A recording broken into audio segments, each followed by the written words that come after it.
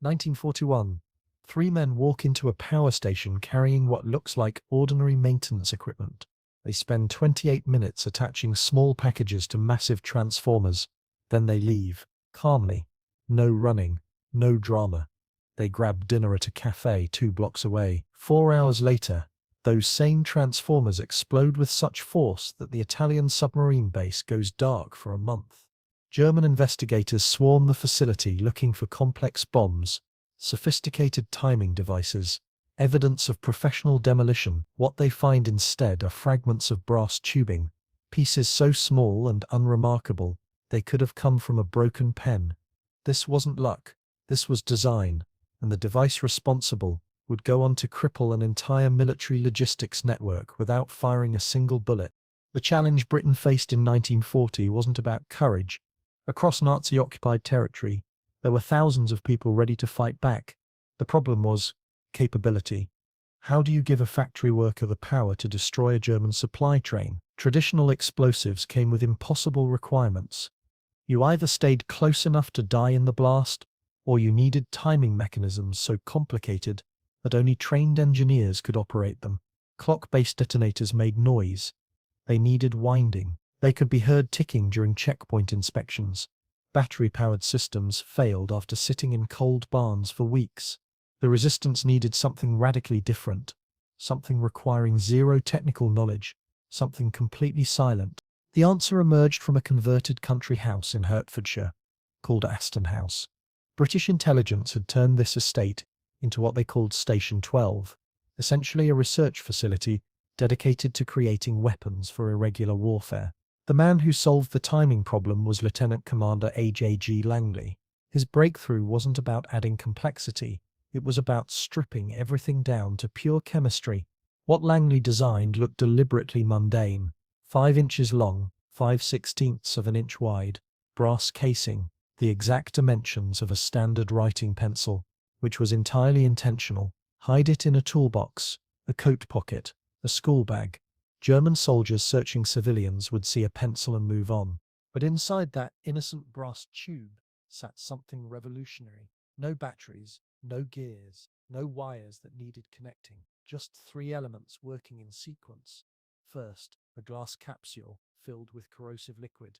Second, a taut spring holding a steel pin under constant pressure. Third, that pin restrained by a thin metal filament. Between the pin and the explosive charge sat a standard percussion cap. The genius was in activation. You didn't need tools or training. You crushed the tube with pliers or stomped on it. The glass shattered, acid spilled out, and started dissolving the metal wire holding back the spring. That's it. From that moment, nothing could stop what came next. The wire would corrode through, the spring would release, the pin would strike the cap, the explosive would detonate, all of it happening in total silence. British engineers created different versions, each with a coloured safety band that indicated timing. Crush a device with a red band, and you had roughly half an hour before detonation. White gave you 2 hours. Green meant 5.5. Yellow stretched to 12. Blue was a full day. The timing depended entirely on the acid concentration. Stronger solution, faster corrosion, shorter delay. Agents memorized these color codes, then destroyed the bands after activation to deny information to investigators. The system had one weakness that nearly changed world history. Chemical reactions respond to temperature. Cold slows them down. Heat speeds them up. A 30-minute fuse could take over an hour in freezing conditions, or detonate in under 10 minutes in summer heat. Field manuals included correction tables, but not every operative had time to consult them during a mission. The device earned its reputation immediately. That Bordeaux power station attack I mentioned at the start, that was the proof of concept. 3 agents, 8 transformers, minimal time on target, 6 transformers destroyed, railways forced to abandon electric locomotives. Repairs took over a year. British officials started arguing that sabotage delivered better results than aerial bombardment, and they had evidence to support it. When RAF bombers hit a factory making tank components in 1943, they killed all 125 French civilians, without seriously damaging production capacity. An SOE agent named Harry Ray took a different approach. He contacted the factory owner directly with an offer, allow us to place precisely targeted charges using delayed fuses, or will recommend more bombing runs. The owner provided blueprints. Workers helped position explosives on critical machinery. The factory went offline without a single civilian casualty. The RAF agreed to spare any facility that cooperated with this method. But the real test came during the largest amphibious invasion in human history. June 5, 1944. The BBC broadcasts over 200 coded messages across occupied France. Resistance networks activate simultaneously. The target isn't one factory or one railway station, it's the entire French rail system. The objective is isolating Normandy from German reinforcements during the critical first days after Allied forces land. What happened next bordered on coordinated chaos. Within 24 hours, reports came flooding in, documenting widespread destruction, hundreds of rail cuts, dozens of locomotives destroyed in southeastern France alone. German long-distance transportation ground to a halt throughout the summer of 1944. Normandy became effectively unreachable by rail. One resistance commander stands out from this period. Pearl Witherington led a network of thousands of fighters, coordinating over 800 railway disruptions along the Paris-Bordeaux corridor. German authorities put a £1,000,000 bounty on her head. Her forces inflicted roughly 1,000 enemy casualties across 4 months of operations, then accepted the surrender of 18,000 German troops.